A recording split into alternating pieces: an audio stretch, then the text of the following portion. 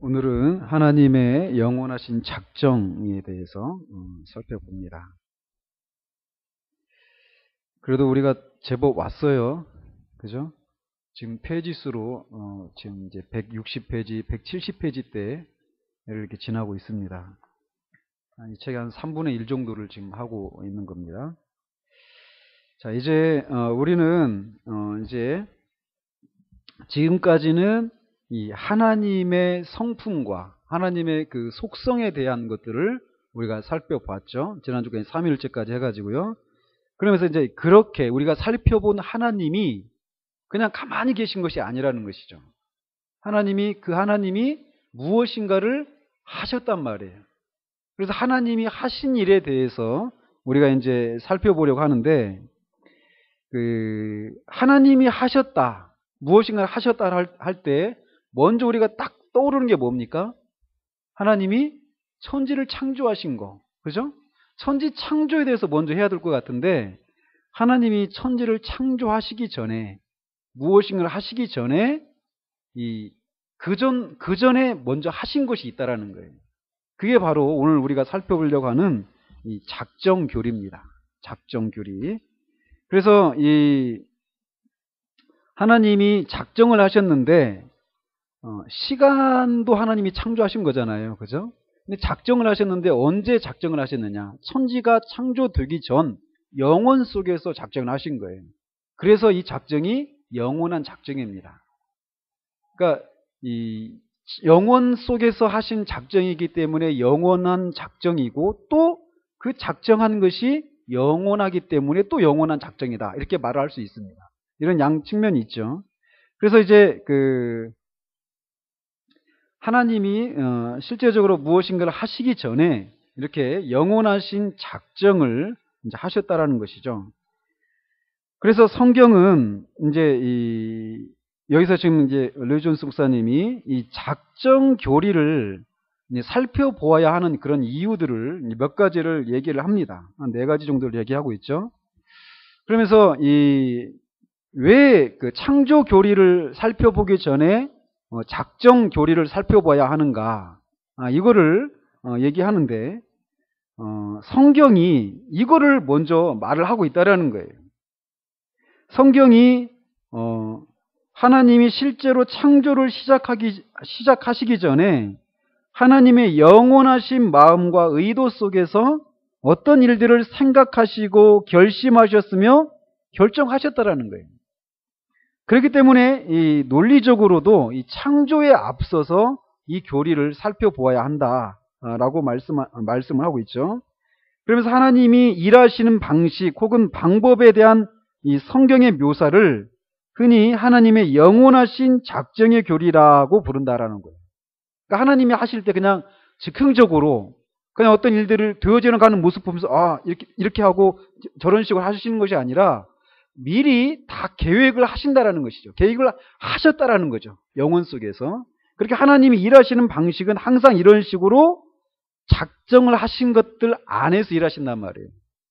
아시겠죠? 그러니까 이게 이제 나중에 이제 보겠지만 얼마나 이게 위로가 되는 교리인지 이제 우리가 살펴보도록 하겠습니다.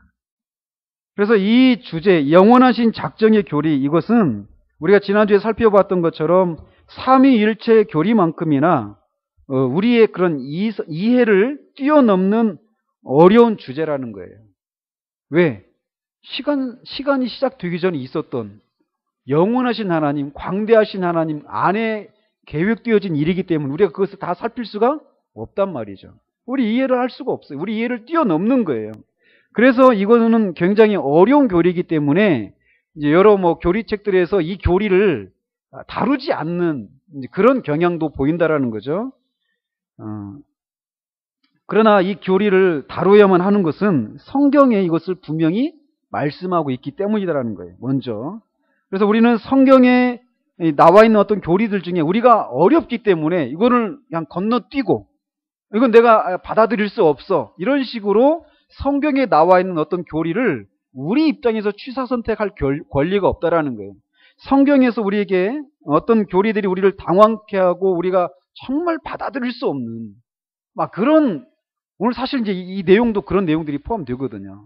그런 내용들이 있다고 해도 우리는 성경에서 계시한 것들을 연구하고 받아들여야 되는 그런 입장에 있다라는 것을 우리가 먼저 알아야 된다라는 거죠. 이렇게 성경에서 작정의 교리를 말하고 있기 때문에 우리가 이 작정 교리를 살펴봐야 한다라고 첫 번째 말하고 있고요. 그 다음에 이 작정 교리를 살펴보는 두 번째 이유는 뭐냐? 하나님의 영광에 대해서 새로운 관점을 우리가 얻게 된다라는 거예요. 다시 말해서 이 교리는 우리에게 하나님에 대한 더 위대하고 더 웅대한 개념을 갖게 해줄 것이고, 그로 말미암아서 하나님을 예배하도록 자극할 것이라는 것이죠. 우리가 그 창조도 이렇게 살펴보면서 우리가 말을 하겠지만, 그 폴 워셔 목사님 설교 중에, 설교 동영상 중에 경이로움으로의 초대, 이런 제목이 있죠. 우리 카페도 올려놨는데 한번 보셔요. 그 짧은 영상이지만, 그러니까 그런 것만 봐도요.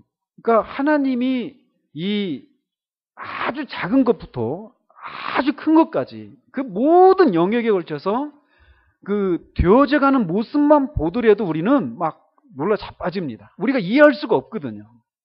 근데 그거를 하나님이 다 작정해 놓으셨다라는 거예요. 그러니까 아주 작은 그런 예로 주님이 말씀하시는 게 이 참새가 떨어지는 것도 하나님이 다 작정을 해 놓으셨고, 우리 머리카락 떨어지는 것조차도, 그죠? 이 작은 것부터 해가지고 작은 것의 예를 든 거죠. 그뿐만 아니라 큰 거, 이 전 우주가 움직여가는, 막 오늘날 요즘 막 그런 영화들이 많잖아요. 막 행성이 지구에 이제 부딪히면 지구가 완전히 폭발해가지고 다 멸망하게 되는데, 그 주위에서 막 그런 이 사람들이 그 행성에 들어가가지고 그 행성을 폭파시키고 탈출하는 막 이런 식의. 그러니까 우리가 막 그런 거 하면서 놀리잖아요. 막 이 지구가 조금만 이 자리에서 비껴났더라면, 막 헨리 해성이나 이런 해성들하고 부딪혀가지고 지구가 막 폭발하고 막 이랬을 거다. 이런 두려움들을 가지게 되잖아요. 근데 이 하나님이 그 모든 것들, 크고 작은 모든 것들을 다 이 영원전에 작정을 하셨다라는 거예요. 이걸 우리가 이해할 수 있을까요? 우리는 오늘 하루 일어나는 일조차도 어떻게 무슨 일이 일어날지 몰라요. 예배 마치고 나가다가 집에서 오늘 저녁에 무슨 일이 있을지 모르잖아요. 그죠? 오늘 저녁 자기 전까지 침을 몇 번 삼킬지 아십니까? 머리카락이 몇 개 빠질까요? 근데 그런 작은 일부터 지금 우리 지구에서 일어나는 그 모든 일들, 지구 밖에 일어나고 있는 그 우주 안에 일어나고 있는 그 모든 일들, 수천 년 전에 뭐 그 지구 과학자들이 말하는 것처럼 수백억 년 전에 또는 후에 수백억 년 후에 지구에서 일어날, 전 우주에서 일어날 그 모든 것을 하나님이 작정하셨다는 거예요. 이게 상상이나 되는 일이냐는 거죠. 상상할 수가 없는 거예요. 슈퍼컴퓨터 몇 개가 있으면 그 모든 것을 다 작정할 수 있을 거예요. 없단 말이죠. 그러니까 그래요. 제가 막 더 길어지니까 제가 넘어가도록 하겠습니다. 자, 이렇게 아무튼 이 작정 교리를 우리가 살피다 보면은 하나님이 얼마나 크신 분인가, 얼마나 웅대하신 분인가, 이거를 우리가 알게 되면서 그 하나님의 크심 앞에 우리가 압도되면서 그 하나님을 예배할 수 있는 그런 은혜가 있다라는 것이죠. 또 뿐만 아니라 이 교리를 살피는 다른 이유는 우리로 하여금 이 많은 오류들로부터 우리 오류에 빠지지 않도록 해준다라는 것입니다. 그래서 이제 뭐 그런 오류들에 대한 내용을 뒤에서 잠깐 살피면서 더 언급하기를 하고요. 마지막으로 우리가 작정 교리를 살펴보아야 하는 그런 이유는 이 작정의 교리만큼 우리에게 위로를 주는 교리가 없다라는 거예요. 이제 하면서 이제 우리가 진짜 그렇구나, 이걸 이제 우리가 깨닫게 될 겁니다. 아무튼 이런 이유들 때문에 작정 교리를 우리가 살펴보아야 한다는 거죠. 성경에서 말하고 있으니까.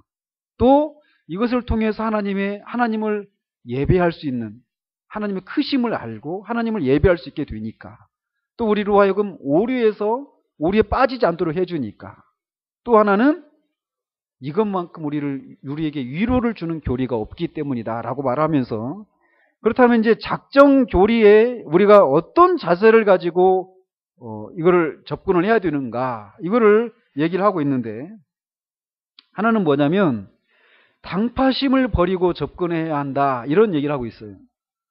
이게 무슨 얘기냐? 이 작정 교리를 이제 안에 살피다 보면은, 뒤에서도 보겠지만, 이 개혁주의, 또는 개혁주의가 아닌, 개혁주의와 비개혁주의 이렇게 말을 한다고 해봅시다. 그럼 이 개혁주의 안에도 여러 분파가 있습니다. 개혁주의가 아닌 다른 진영에도 여러 분파가 있어요. 여러 당파가 있어요. 그러니까 교단하고는, 오늘날 교단과 이 교리가 일치가 안 돼요, 제가 보면. 그래서 제가 이런 표현을 쓰는 겁니다. 그러니까 정말 죄송한 말씀이지만 우리 합동교단이 개혁주의와 청교도 신학에 근거해서 세워진 교단이에요. 그러나 이게 진짜 개교회를 이렇게 들어가 보면 이런 신학에 근거해서 진짜 교회에서 되어지는 모든 것들을 해내가고 있고, 그런 가르침들이 성도들에게 가르쳐지고 있는가, 이렇게 보면 그렇지 못해요. 짬뽕입니다. 개혁주의, 청교도주의라고 하는데 사실은 은사주의 그런 요소들도 있고, 오순절주의적인 그런 요소들도 있고, 막 이런 여러 가지가 혼합되어 있어요. 오늘날 교단이 대부분 보면은. 그렇기 때문에 교단과 그 교단이 표방하는 교리가 일치가 안 되는 그런 일들이 참 많이 있습니다. 근데 어쨌건 간에 표면상으로라도 한 교단마다 그 교단이 지향하는 그런 교리가 있습니다. 그것에 근거해가지고 이 작정교리를 이해하려고 하면 안 된다는 거예요. 예를 들면 하나님이 구원받을 자와 구원받지 못할 자를 영혼전에 선택을 했다. 이게 우리 입장입니다. 우리가 믿는 입장, 그게 성경에서 말하고 있는 입장이다라고 우리가 생각을 합니다. 근데 그거를 부정하는 사람도 있어요. 또 영혼전에 선택을 할 때도 그 사람이 믿을 것인지 믿지 않을 것인지를 하나님이 미리 아시고 그거를 정해 놓으셨다, 이렇게 믿는 사람도 있습니다. 그걸 우리가 믿는 바일까요? 안 믿는 바일까요? 우리는 안 믿는 바란 말이에요. 제가 함정을 팔려고 하는데. 근데 그런 식으로 그렇게 그 교파마다 그 지향하는 그런, 자기들이 지지하는 그런 교리들이 있단 말이에요.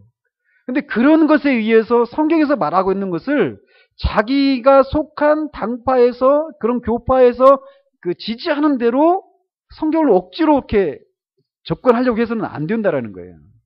이런 것을 버리고 접근을 해야 된다. 이거를 알아야 됩니다. 이게 작정 교리에 대해서만이 아닙니다. 그것뿐만이 아니에요. 개혁주의라고 하지만 은사가 중단됐다, 저는 그걸 지지하지 않습니다. 은사가 중단된 은사도 있지만 중단되지 않은 은사도 저는 있다고 보거든요. 근데 개혁주의 신학은 은사가 중단됐다고 믿어요. 그래서 방언도 부인하고 막 그렇습니다. 그러나 저는 그게 다 있다고 믿거든요. 그러니까 자기가 속한 그 교파를 주장하려고 하면서 그거를 성경에서 말하고 있는 것을 그렇게 자기 당파에서, 자기 교파에서 믿고 있는 그 교리로 이 성경을 해석하려고 하는 이런 오류들을, 이 작정교리뿐만 아니라 다른 모든 부분에서도 우리가 이런 자세들을 버리고 접근을 해야 된다는 것을 먼저 우리가 염두에 둬야 된다는 것이고, 또 하나는 이 작정교리를 접근할 때 우리가 지향해야 될 것은 뭐냐면 철학적으로 접근해서는 안 된다는 거예요. 철학이라고 하는 것이, 그때 말씀드렸잖아요. 권사님은 철학을 해보신 적이 있습니까? 없습니까? 철자도 모르시죠. 왜 그런 말씀 하시냐면 철학에 관련된 책을 안 읽어봤으니까. 그죠? 은석이 철학 관련된 책 읽어봤어? 권사님 집안만 물어보니까 안 되겠어요. 우리 광수 형제 철학에 관련된 책 읽어봤어요? 거의 안 읽어봤을 거예요. 우리 집사님도 그렇죠? 그러니까 대부분 철학에 관련된 책들을 사람들이 안 읽으니까 나는 철학하고는 관계가 없다 이렇게 생각을 합니다. 그런데 철학은요 다른 게 아니에요. 철학은 뭐냐면 어떤 사물이나 어떤 사건을 내 머리로 이해해 보려고 하는 것, 그 자체가 철학입니다. 철학의 행위예요, 그게. 그러니까 뭐 인간들 중에 철학하고 관계가 없는 사람이 있을까요, 없을까요? 없습니다. 그래서 루이누스가 말하는 것처럼 사람은 누구나 자기 안에 사상의 집을 짓고 살아가는 철학가다 이렇게 말을 해요. 지성이 같은 그런 어린애도 어떤 얘기를 제 조카가 지금 이제 25살이 됐는데 걔가 초등학교 때인지 언제인지 모르겠어요. 초등학교 때였던 것 같아요. 근데 걔 엄마가 그러니까 저한테는 누나거든요. 그러니까 걔 엄마가 내 집에 있다가 이제 밖에 나가서 이제 맞벌이를 한다고 직장을 갖겠다고 하니까 얘가 초등학교 몇 학년인지 잘 기억이 안 나는데 걔가 뜨끔하는 말이 무슨 여자가 밖에 나가서 일을 하냐고 이렇게 하더라고요. 그러니까 걔도 벌써 뭐예요? 여자는 집에 있어야 된다. 이 생각을 가지고 있는 거예요. 나름대로 그 엄마가 직장을 가지려고 하는 행동에 대해서 자기가 가지고 있는 생각에 맞다, 맞지 않다 이런 생각을 하고 있다는 것이죠. 그죠? 그러니까 그런 것 자체가 다 철학이란 말이에요. 그러니까 철학과 관련 철학적인 행동을 하지 않는 인간은 없습니다.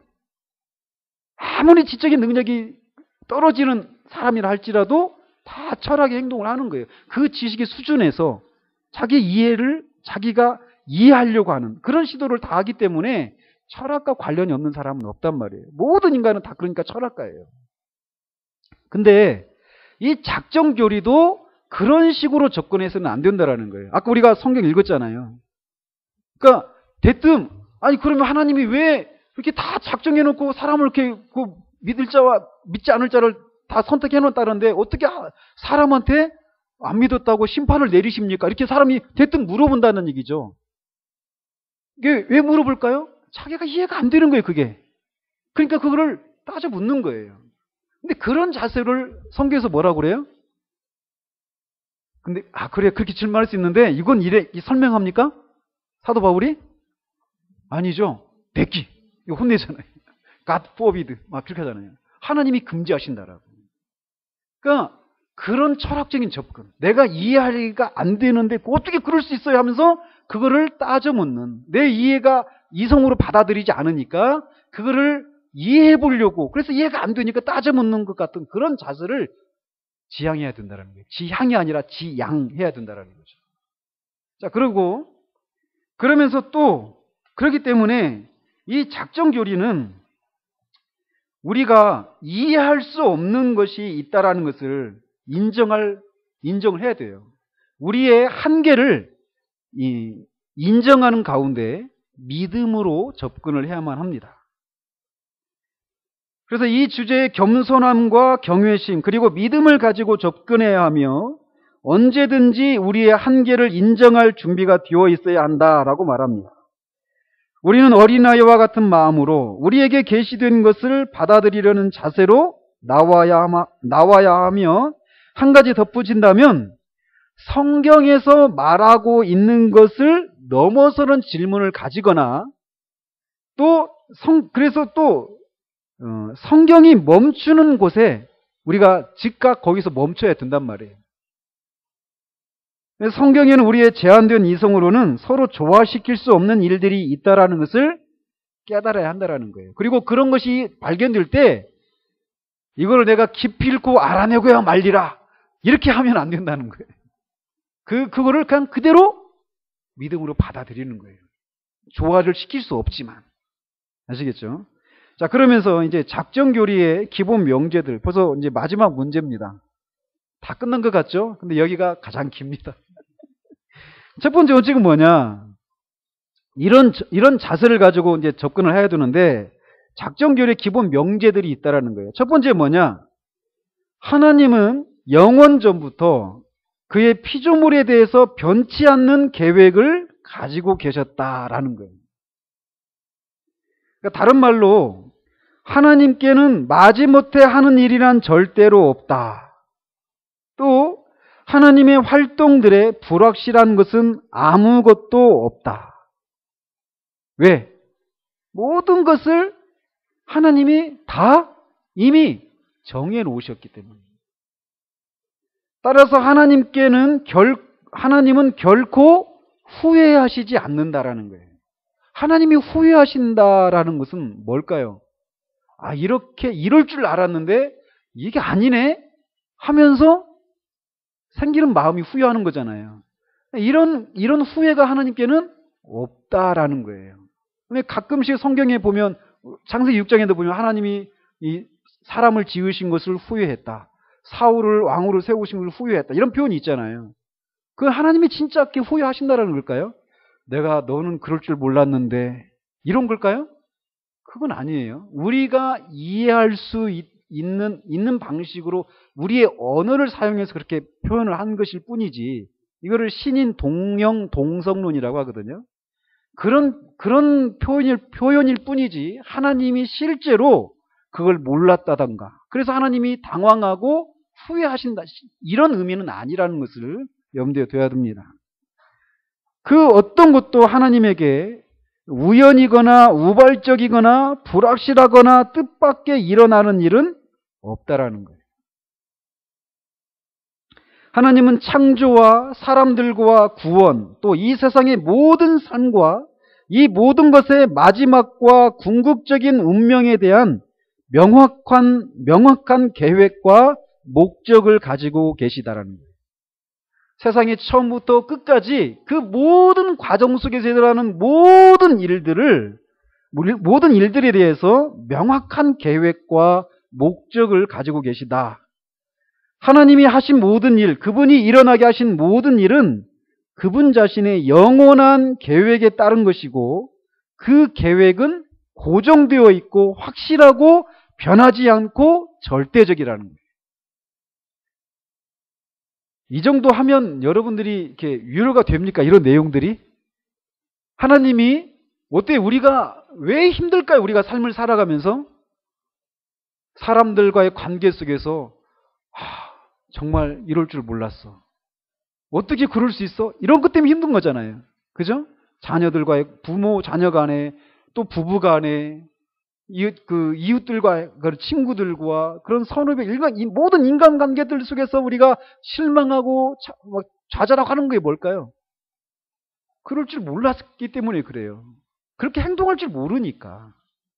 근데 그런 식으로 하나님에게 그런 일들이 있을 수 있다 없다? 그런 일 하나님에게 있을 수가 없다라는 거예요. 사람들에게 일어난 일뿐만 아니라 이 우주 만물에 일어나는 모든 일들이 하나님의 영원하신 작정 안에 있다라는 거예요. 우연히 일어나는 일 없어요. 금방 하연이 화장실 갔다 왔잖아요. 우연히 일어났잖아요. 이 우연이 아니라는 거예요. 손 올리는 거. 네? 하나님을 당황하게 하는 일들은 없습니다. 어떤 것도 우연히 일어나는 일이 없어요. 그러니까 이거를 먼저 우리가 딱 깨닫게 되면요. 우리는 어떤 위기 상황을 딱 만났을 때 우리가 막 당황하잖아요. 근데 이것도 하나님의 영원하신 작정 안에 있는 일이다 라고 하는 것을 먼저 생각하고 뭘까? 이거 묻는 이런 자세, 이런 것들이 성숙한 사람들에게서 보여지는 모습이라는 것이죠.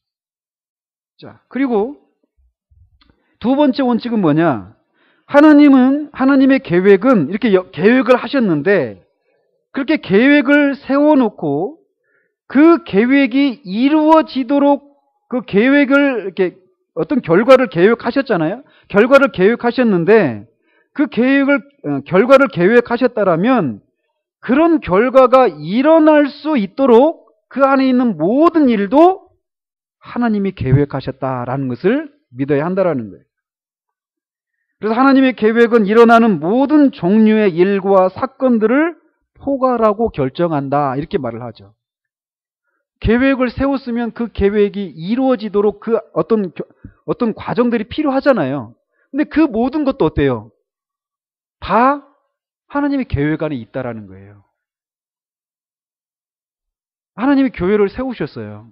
교회를 세우셨으면 하나님이 교회를 세우셨다면 이 교회가 하나님의 이름이 걸린 교회로 계속해서 진행해 나갈 수 있도록 필요한 모든 것도 어때요? 다 하나님의 계획 안에 있다. 이런 것이죠. 교회뿐만 아니라 우리 개인의 삶도 마찬가지예요. 위로가 안 되세요? 하나님이 우리를 이렇게 그리스도 밖에 있었던 우리를 이렇게 부르셨을 때, 그 밖에 있었을 때도 하나님의 계획 안에 우리가 있었죠. 근데 특별히 그리스도를 통해서 우리를 부르셨을 때, 부르신 이후에 우리의 모든 여정 가운데 하나님이 우리에게 어떤 계획을 세우셨단 말이에요. 근데 그 계획을 이루도록 하는 데 있어서 필요한 모든 것들도 하나님이 다 계획하고 계시다라는 거예요. 따라서 하나님이 종말을 계획하셨다면 그 종말로 이끌어가는 모든 것도 역시 결정되어 있을 수밖에 없다. 따라서 하나님의 영원하신 작정의 교리는 모든 것이 궁극적으로 하나님에 의해서 결정되고 정해진다라고 말할 수 있다는 거예요. 사람이나 어떤 사건에 따라서, 상황에 따라서 이것이 유동하고 변동하는 것이 아니라는 거예요. 그렇게 우리 사람 눈에는 그렇게 보이지만 그렇지 않다라는 것이죠. 다 모든 것이 하나님의 계획 안에 있어요. 따라서 모든 것이 하나님에 의해서 결정된다면 그 안에는 자유롭고 자발적인 행위자들, 누굽니까? 우리 같은 인간이에요. 자유의지를 가지고 있는, 소위 자유롭고 자발적인 행위자들, 자유의지를 가진 존재, 우리와 천사입니다. 이런 자유롭고 자발적인 행위자들의 자유롭고 자발적인 행동들도 당연히 하나님의 계획 안에 포함되어 있다는 것이죠.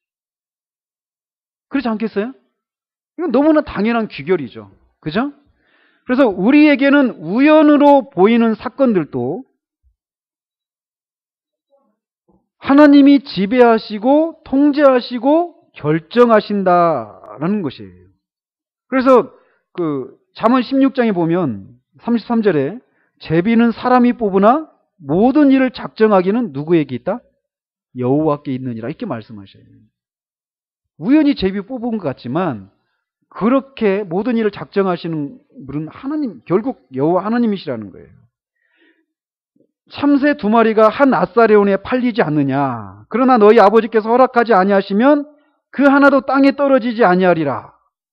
너희에게는 머리털까지 세신 바 되었다. 주님 말씀하셔요. 그 작은 일의 어떤 대표적인 그런 모습입니다. 또 왕의 마음이 여호와의 손에 있음이 마치 본물과 같아서 그가 임의로 인도하시느니라. 왕의 마음, 사람의 마음, 왕의 마음도 내 마음대로, 왕이 마음대로 하는 것 같지만 그 마음도 하나님의 손에 있다라는 거예요.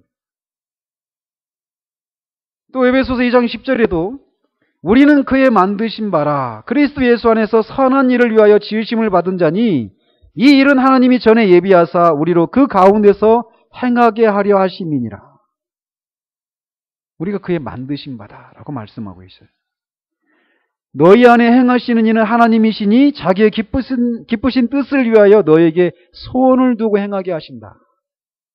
하나님을 위해서 우리가 어떤 행동을, 어떤 결정을 하고자 하는 그런 소원함을 주시는 분이 내 마음에서 일어나는 것 같지만 그 마음을 주장하시는 분이 성령님, 곧 하나님이시라는 거죠.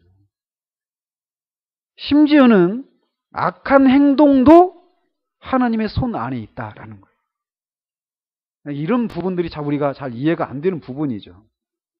사도행전 2장 23절 보면 사도 베드로가 오순절에 막 그렇게 설교를 하잖아요. 그가 하나님께서 정하신 뜻과 미리 아신 대로 내어준 바 되었거늘. 그래서 그가 누구예요? 예수 그리스도. 너희가 법 없는 자들의 손을 빌려 못 박아 죽였으나, 그죠? 빌라도의 손을 빌려서 예수님을 십자가에 못 박아 죽였단 말이에요. 이들이 그런 악한 일을 했는데 그게 누구의 뜻대로? 하나님께서 정하신 뜻과 미리 아신 대로 되어진 일이라고 말하고 있어요. 그러니까 그들은 악을 행했지만 그 악도 하나님의 지배와 통치 아래 있다라는 것이죠. 또 그 사도행전 4장에도 보면 과연 헤롯과 본디오 빌라도는 이방인과 이스라엘 백성과 합세하여 하나님께서 기름 부으신 거룩한 종 예수를 거슬러 하나님의 권능과 뜻대로 이루려고 예정하신 그것을 행하려고 이 성에 모였나이다. 핍박하는 그 일이 하나님의 권능과 뜻대로 이루려고 예정하신 그것을 행하려고 이렇게 말을 하고 있어요. 그러니까 악한 하나님의 예정하심 아래 있다라는 거예요. 작정 안에. 또 창세기 45장에 보면 요셉이 형들에게 이런 얘기를 하잖아요. 그런즉 나를 이리로 보낸 이는 당신들이 아니요 하나님이시라. 형들이 시기해가지고 요셉을 애굽에 팔았는데 요셉이 이렇게 얘기하는 거예요. 당신들이 나를 판 것 같지만 사실은 나를 여기에 오게 한 것은 하나님이시다. 그래서 당신들을 그 기근에서 건져내시기 위해서, 구원해내시기 위해서 나를 보내셨다라고 말하고 있는 거예요. 하나님은 거룩하신 분이시기 때문에, 그러니까 이런 얘기하면, 그런 얘기하면은, 그러면은 하나님이 악을 이렇게 조장하시고 하시는 분이신가? 이런 생각을 할 수 있잖아요. 그죠? 근데 그건 아니라는 거예요. 하나님은 거룩하신 분이시기 때문에 아무리 사소한 것이라도 악을 유발하거나 승인하시지는 않아요. 하지만 하나님은 악한 행위자들이 악을 행하는 것을 허용하신다라는 거예요. 그분 자신의 지혜롭고 거룩한 목적을 위해서 악을 지배하십니다. 그러나 그 악도 한계를 설정해서 그 악이 하나님이 의도하신 결과를 벗어나지 않는 궤도 안에서 움직이게 하시고 결과적으로는 선을 이루시도록 지배하신다는 거예요. 그런 거를 뭐라고 하죠? 하나님이 그렇게 이런 목적으로 악을 허용하시는 것을 뭐라고 하죠? 작정적 허용, 이렇게 얘기를 합니다. 그러니까 악을 조장하시는 분이 아니신데 악을 허용하시는 거예요. 근데 그 허용하시되 하나님이 의도하신 결과를 벗어나지 않도록 하십니다. 대표적인 그런 사건이 있죠? 어디 나오죠? 네? 네. 다 맞아요. 욥 같은 경우에 어때요? 욥. 하나님이. 욥 같은 경우도 하나님이 사단이 딱 여기까지잖아요. 생명은 해하지 말라라고. 그죠? 결국은 어때요? 나중에 욥의 나중이 잘 되잖아요. 선을 이루시는 거예요. 그러니까 우리에게 일어나는 일들 중에 우리가 감사하지 않을 일이 없다라는 거예요. 그죠? 그러니까 우리가 아파요. 아픈 것이 악입니까? 선입니까? 우리 볼 때는 악이란 말이에요. 그죠? 근데 그것마저도 어때요? 하나님의 작정 안에 있는 거예요. 그리고 결국은 선을 이루신다라는 거예요. 그러니까 이런 거 있잖아요. 하나님의 손 아래에 있는 거예요. 그래서 토마스 그딘이 아니라 지금 막 토마스라고 하는 분이 참 많아가지고 지금 제가 딱 생각이 안 나는데 그분이 그런 얘기를 해요. 예화를 드는데 자기는 어렸을 때부터 대장장이가 대장간에서 낫이나 괭이나 이런 호미 이런 거 만들 때 항상 모루 위에다가 모루라고 하잖아요. 모루 위에다가 막 달궈가지고 그거를 이제 그 달궈진 쇠를 놓고 막 망치로 막 쳐가지고 이렇게 만들잖아요. 그런데 그 망치가 항상 큰 것도 있고 작은 것도 같이 있는 거예요. 큰 것도 있고 작은 것도 있고.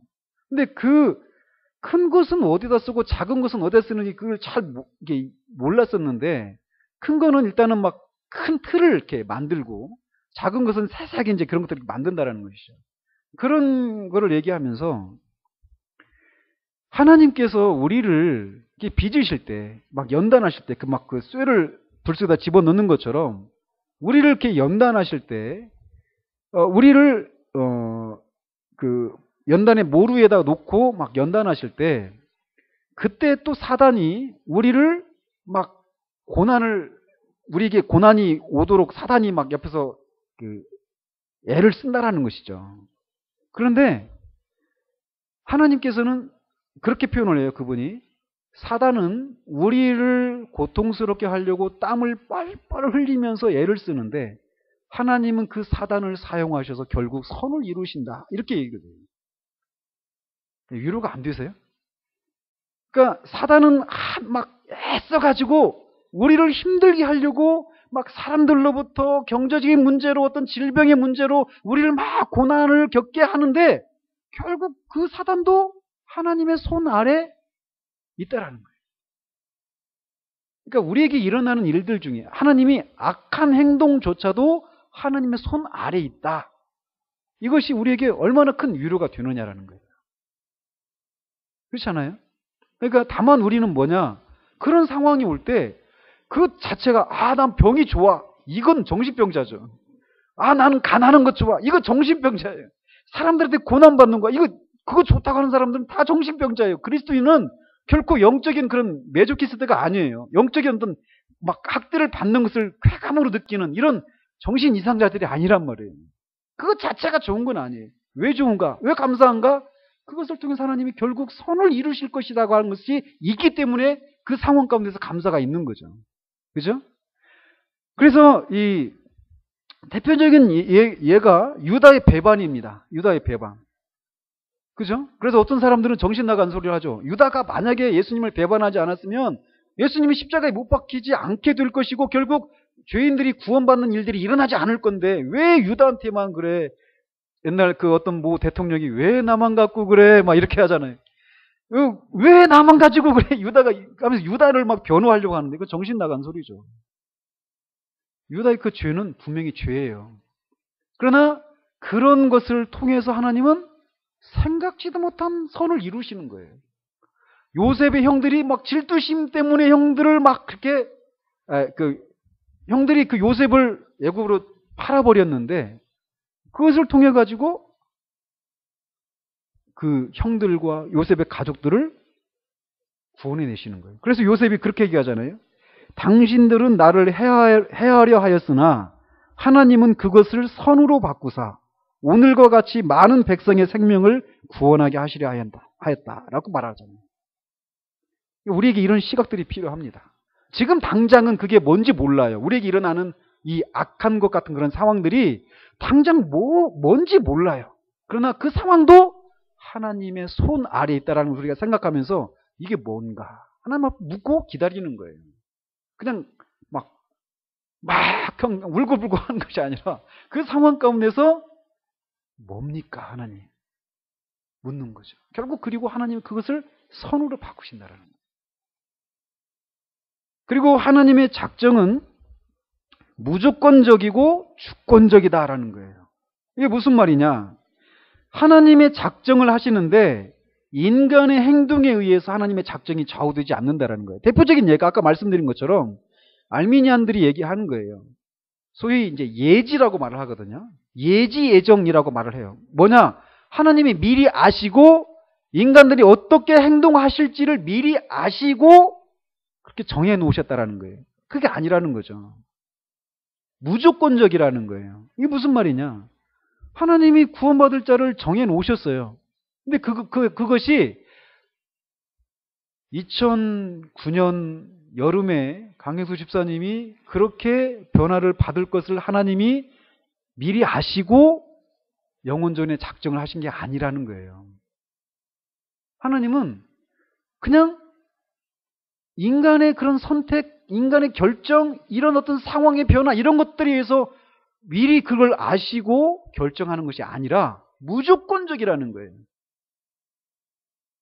무조건적으로 하나님이 결정하신 것이라는 거죠. 하나님의 작정은 이렇게 무조건적이고, 그래서 하나님의 작정에는 하나님 자신의 의지와 그분 자신의 거룩하심 이외에는 어떤 것에도 좌우되지 않는다. 지금 제가 정확히 말씀이 기억이 안 나는데 로마서에 나오는 것 같은데 누가 하나님께 먼저 드려서 받겠느냐, 누가 하나님의 모사가 될 수 있느냐, 이런 얘기를 하잖아요. 그죠? 11장에 나오는 것 같은데 어떤 것도 있잖아요. 하나님이 무슨 영원전에 작정하시는 데 있어서 그 하나님 그 작정에 영향을 미칠 수 있는 존재는 없습니다. 오직 하나님 자신의 의지밖에 없습니다. 그렇다고 해서 우리의 삶의 원인과 결과가 없다. 이것을 의미하는 건 아니라는 거죠. 즉, 우리가 자연과 인생에는 원인과 결과라는 것이 있어요. 하지만 이 작정의 교리가 말하는 것은 모든 원인과 결과와 자유로운 행동들은 하나님 자신의 작정의 일부다라는 거예요. 하나님은 그가 계획하신 결말이 확실하게 그리고 불가피하게 발생하도록 정하였고 그 무엇도 이것을 방해하거나 좌절시킬 수 없다라고 정하셨다는 거죠. 아무튼 하나님은 이 작정을 하시는데 무조건적이시다라는 거예요. 그래서 성경 읽어드리면 다니엘서 4장 35절에 땅의 모든 사람들을 없는 것 같이 여기시며 하늘의 군대에게든지 땅의 사람에게든지 그는 자기 뜻대로 행하시나니 그의 손을 금하든지 혹시 이르기를 내가 무엇을 하느냐고 할 자가 아무도 없다. 그때 예수께서 대답하여 이르시되 천지의 주제이신 아버지여 이것을 지혜롭고 쓸기 있는 자들에게는 숨기시고 어린 아이들에게는 나타내심을 감사나이다. 옳소이다. 이렇게 된 것이 아버지의 뜻이니이다. 이렇게 말씀하셔요.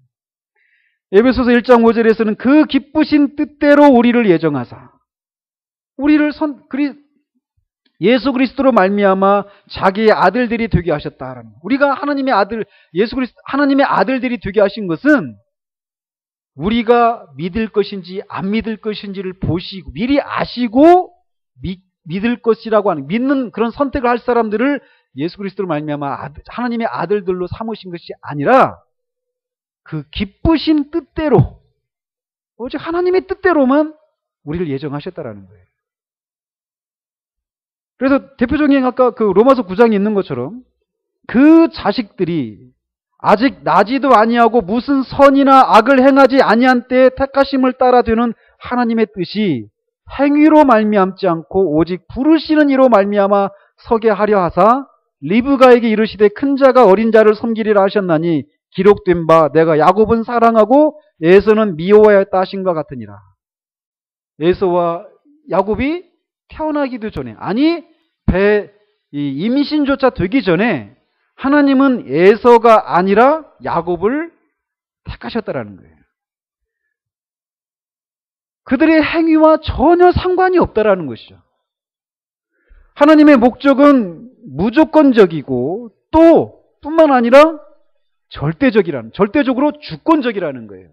그렇게 정해 놓으셨는데 그것을 방해해서 일어나는 일들은 있을 수가 없다라는 거예요. 무엇도 그것을 일어나지 못하도록 할 수가 없다라고 성경이 말을 하고 있습니다. 그랬기 때문에 우리가 그런 질문을 던질 수 있단 말이에요. 아니, 에서가 뭘 잘못했다고 에서는 미워하고 야곱은 사랑하고 그럴 수 있느냐? 이런 질문을 할 수 있잖아요. 그래서 하나님이 뭔가 좀 부당하다, 불의하시다 이런 생각을 할 수 있단 말이에요. 그런데 성경은 하나님을 불의하시다라고 할 수가 없다라는 거예요. 어떻게 그럴 수 있느냐? 이런 시도 자세가 뭐라고요? 어떤 자세라고요? 철학적인 접근 자세란 말이에요. 이거를 성경은 금하고 있다는 것이죠. 또 하나님의 작정은 유효적이다라는 거예요. 왜? 그분은 주권적인 주님이시기 때문에 그분의 전능하심과 그분의 능하심 때문에 하나님의 목적들은 결코 실패할 수가 없다. 아무도 그것을 막을 수 없다라는 거예요. 제가 있잖아요. 호세아서 나중에 느헤미야가 끝나면 호세아서를 하려고 지금 마음에 준비하고 있습니다. 호세아서 14장에 보면은 이런 말씀이 있어요. 한번 찾아보셔요. 잠도 쫓을 겸. 자, 호세아서 14장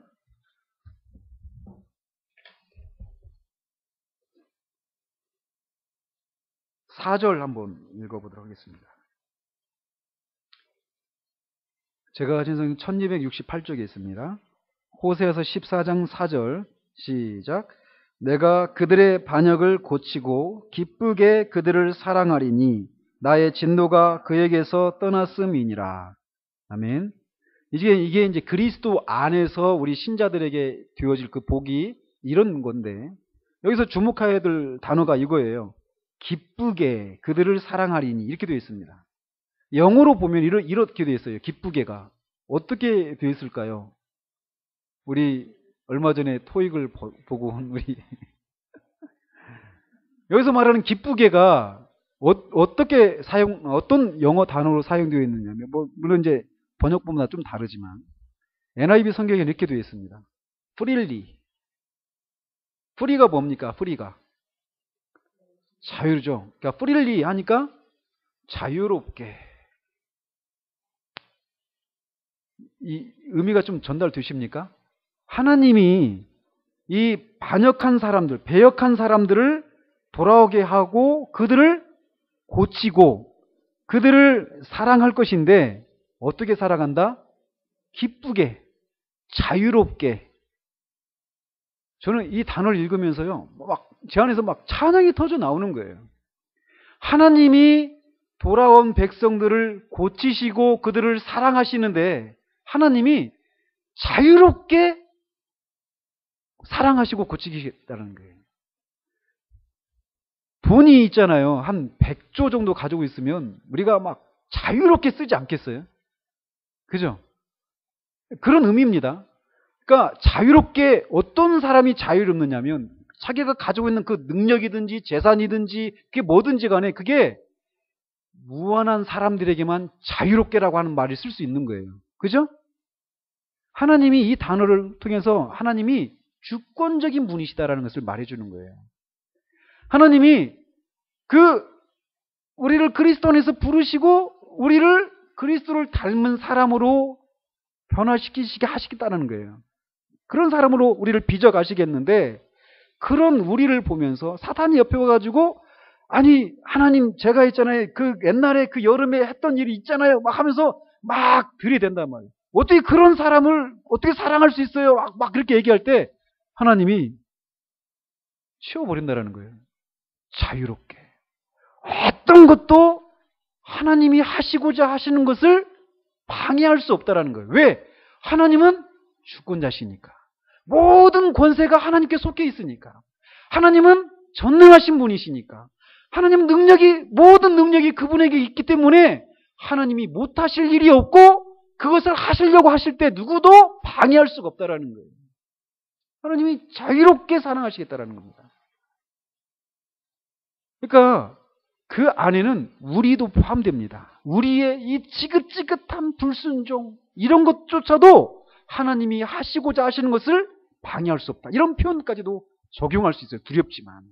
여기서 이제 우리가 방종한 길로 가는 것에 대한 이런 염려 때문에 제가 두렵지만 이라는 표현을 쓰는데, 하나님이 하시고자 하시는 것을 어느 것도 방해할 수가 없다는 거예요.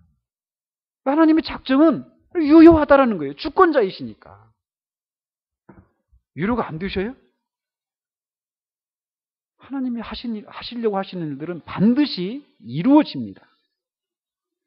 그러면 우리가 그러면서 또 이제 하나 또 볼 것은, 하나님의 작정은 그분 자신의 최고로 지혜롭고 자비하시고 거룩한 본성과 모든 면에서 완벽하게 일치한다 라는 거예요.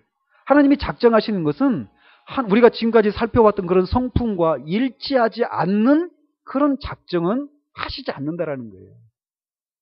완전히 동그런 삼각형.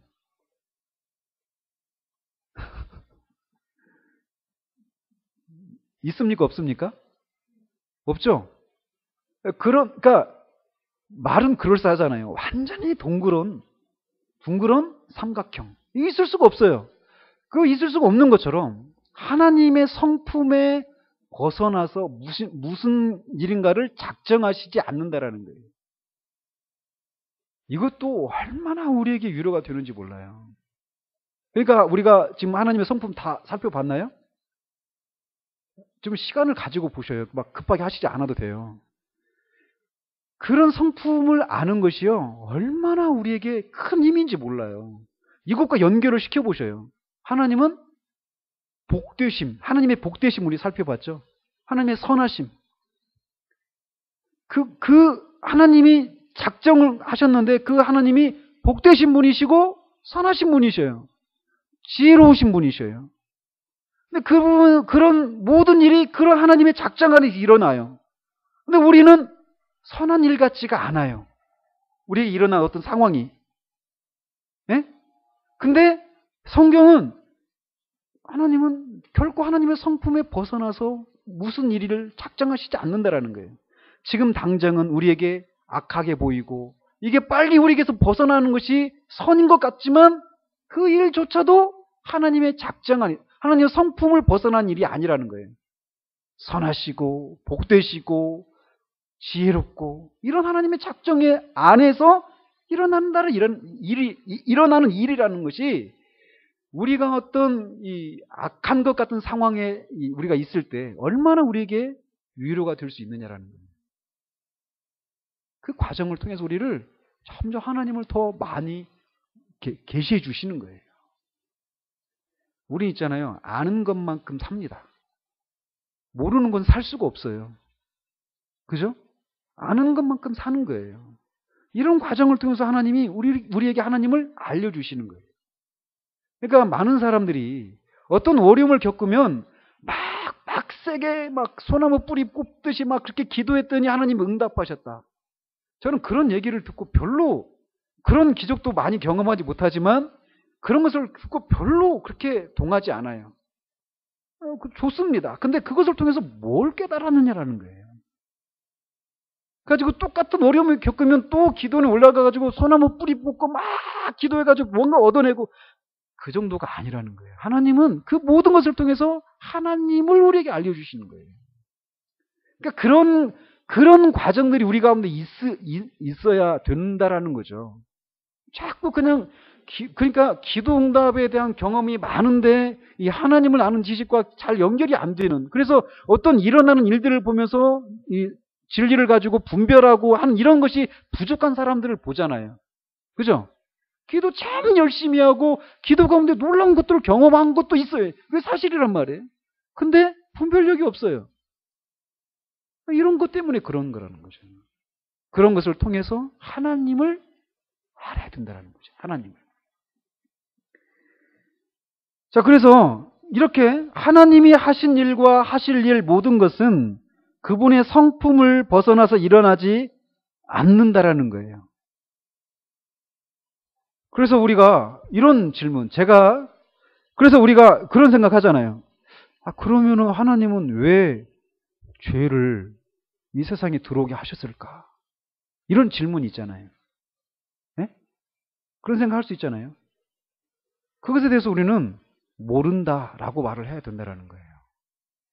제가 이걸 제 준비하면서 2000 몇 년인지 모르겠어요. 이 책이 처음 번역돼서 나왔을 때 그 해에 읽었던 것 같은데, 이 부분을 읽으면서 제가 원장님 얘기 드렸잖아요.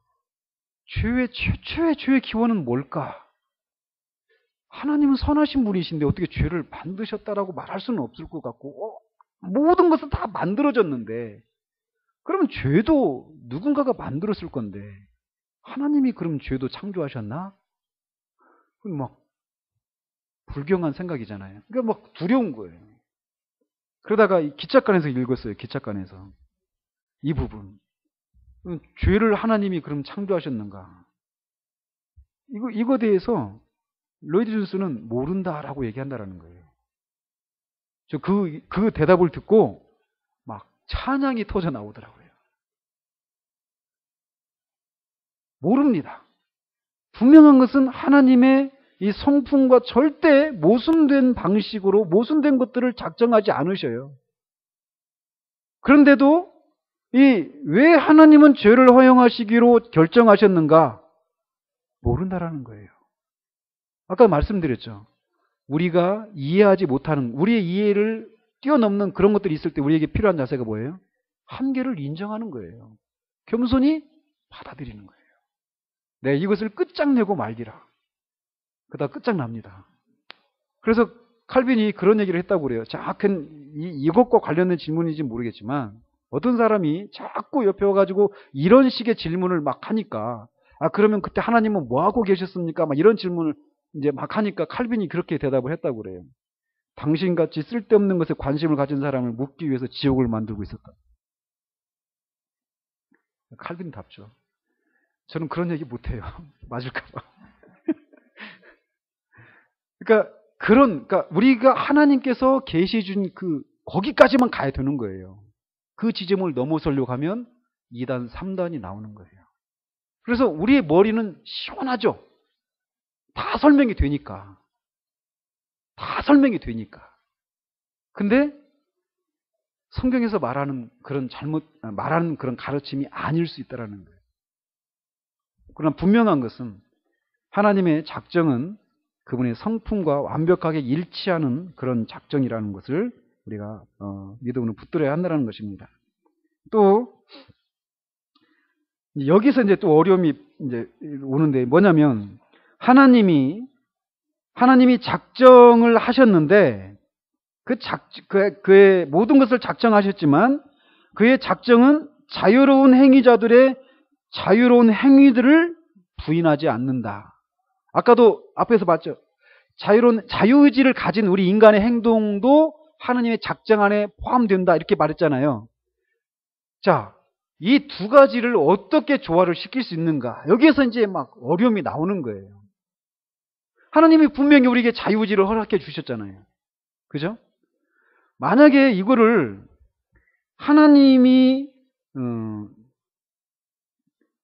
우리에게 자유의지를 주셨는데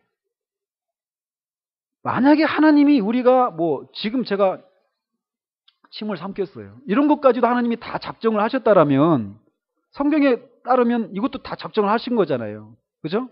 제가 머리를 긁죠 이런 것도 다 하나님 작정 안에 있어요. 이때니까요.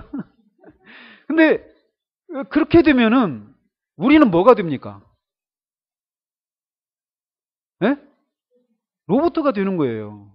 그죠? 2012년 7월 1일 4시 8분에 이명수배라고 하는 그 키 작은 목사가 오른손으로 막 머리를 급제기도록 입력을 타다다닥 이런 식으로 하나님이 작정을 해놓으셨던 것은 아니라는 거예요. 그러니까 뭐예요? 만약에 우리가 하는 모든 자유로운 행위들 막 그런 거 이거 다 이 작정 안에 있는데 그러면은 나는 로봇인가? 이런 생각할 수 있잖아요. 근데 성경은 이 두 가지를 다 말한다라는 거예요. 우리에게 자유의지를 주셨어요. 그래서 우리가 자유롭게 이 프로그램이 입력이 된 대로 행동하는 것이 아니라 자유롭게 행동을 한단 말이에요. 근데 그렇게 말을 하면서도 또 이 자유로운 행동조차도 하나님의 작정 안에 있다라는 거예요. 그럼 그 두 가지를 어떻게 조화를 시킬까요? 이것도 모른다가 답이라는 거예요. 이거를 조화를 시키려고 하니까 아까 예지, 예정 이런 얘기들이 나오는 거예요. 무슨 말씀인지 아시겠어요? 그러니까 나기도 전에 에서를 미워하고 야곱을 사랑했어요? 그러면은 그러니까 그렇게 막 나가면 어떻게까지 갈까요? 하나님이 그러면 구원받을 자로 영원전에 택하셨단 말이에요. 그리스도 안에서 우리를. 아멘이세요? 아멘이시냐고요. 자, 그게 사실이란 말이에요. 진리란 말이에요. 그러면은, 그리고 하나님이 어때요? 하나님이 작정하신 것이 우리가 막 고집을 피우면은, 나도 어쩔 수 없더라. 이렇게 하십니까, 하나님이? 그런 일이 있을 수 없어요. 그러면은 하나님이 작정한 사람은 어때요? 반드시. 구원받기로 작정한 사람은 어때요? 반드시 구원받게 돼 있죠? 이거를 어디까지 확대를 시키냐면 넘어가는 거예요. 제가 그랬거든요. 제가 대학 때 내가 막 친구들한테 막 내가 지금 있잖아. 지금 이러고 있지만 나는 언젠가는 하나님이 나를 부르실 거야. 왜? 초등학교 때 어떤 기도받고 낳았고 기도해 주니까 낫고 이런 일이 있었거든요. 등에 흔적도 있는데. 애들이 되게 신기해요. 근데 그런 일을 아무한테나 안 준다. 그러니까 내가 지금 비록 이렇게 떠나서 막 이러고 있지만 하나님이 언젠가 나를 부르실 거야. 이렇게 하면서 인생을 막 낭비하고 있었던 거예요. 그런 식으로 가면 된다, 안 된다? 안 된다라는 거예요. 이 두 가지를, 자유의지와 하나님의 주권, 이 두 가지를 우리는 조화를 못 시켜요. 그러나 성경은 이 두 가지를 동시에 말하고 있다는 거예요. 하나님의 이 작정하심과 인간의 책임을 같이 얘기하고 있다는 거예요. 우리는 모릅니다. 그거를 알 수가 없다라는 거죠. 그리고 그거에 대해서 아까 우리가 읽었던 그 로마서 말씀처럼 토기장이와 토기 비유를 가지고 그 사도 바울이 설명을 하는 거예요. 하나님이 이렇게 하시기로 저렇게 하시기로 하나님 하셨는데 토기가 왜 나를 이렇게 만들었어? 이렇게 할 수가 없다라는 그 질문은 할 수가 없다라는 거죠. 할 수가 없는 거예요. 그리고 마지막으로 이 사람들과 천사들의 구원, 특별히 그들 중 일부의 구원은 세상이 창조되기 전에 전적으로 그분의 선하신 뜻과 은혜로 말미암아 결정하셨다라는 거예요. 이런 표현 하나하나가 다 중요합니다. 이 사람들과 천사들의 구원, 특별히 그들 중 일부의 구원. 아시겠죠? 모든 사람들을 구원하시기로 하나님이 작정하신 건 아니란 말이에요. 일부를 구원하시기로 하신 거예요. 일부는 어떻게 해요? 내버려 두신 거예요. 그걸 뭐라고 합니까? 유기라고 말을 하죠. 그런데 그 뒤에 가서 다 살필 겁니다. 아무튼 이 세상이 창조되기 전에 전적으로 그분의 선하신 뜻과 은혜로 말미암아 결정하셨다는 거예요. 이제 구원이라고 하는 문제로 이렇게 좁혀졌잖아요. 그죠? 그래서 전적으로 그분의 선하신 뜻과 은혜예요. 사람의 어떤 행동 이런 것이 아니라는 거예요. 그의 종교성이 다른 사람보다 있고 없고 지혜가 있고 끈기가 있고 이런 사람의 조건에 의해서 이런 것들이 결정되지 않는다라는 거죠. 아버지께서 내게 주시는 자는 다 내게로 올 것이요. 주님 말씀하셔요. 영생을 주시기로 작정된 자는 다 믿더라. 주께서 사랑하시는 형제들아, 우리가 항상 너희에 관하여 마땅히 하나님께 감사할 것은 하나님이 처음부터 너희를 택하사 성령의 거룩하게 하심과 진리를 믿음으로 구원을 받게 하심이니, 하나님이 우리를 구원하사 거룩하신 소명으로 부르심은 우리의 행위대로 하심이 아니요 오직 자기의 뜻과 영원 전부터 그리스도 예수 안에서 우리에게 주신 은혜대로 하심이라. 그렇기 때문에 하나님의 작정은 우리의 이해를 초월합니다. 우리는 하나님의 마음이 궁극적으로 어떻게 역사하는지 이해할 수가 없어요. 그래서 이것은 왜 그렇고 저것은 왜 그런가 라고 하는 그런 질문을 던지게 만드는 그런 수많은 질문들이 성경 안에 있습니다. 그런데 그런 질문들에 대해서 성경은 이 사람아, 네가 누구이기에?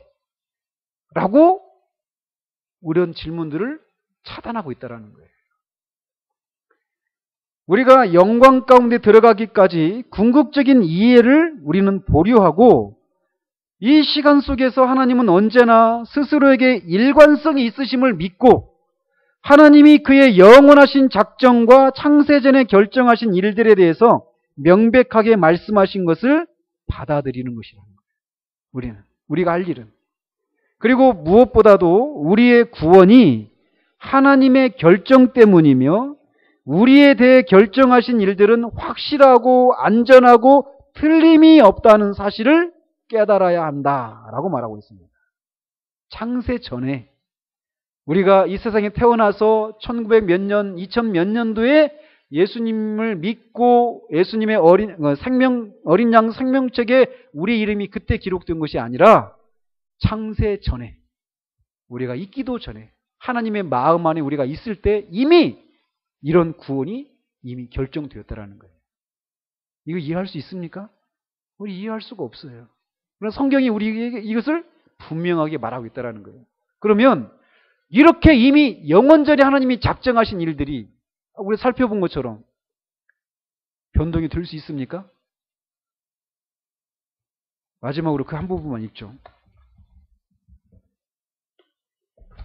로마서 8장인데 제가 읽어드릴게요.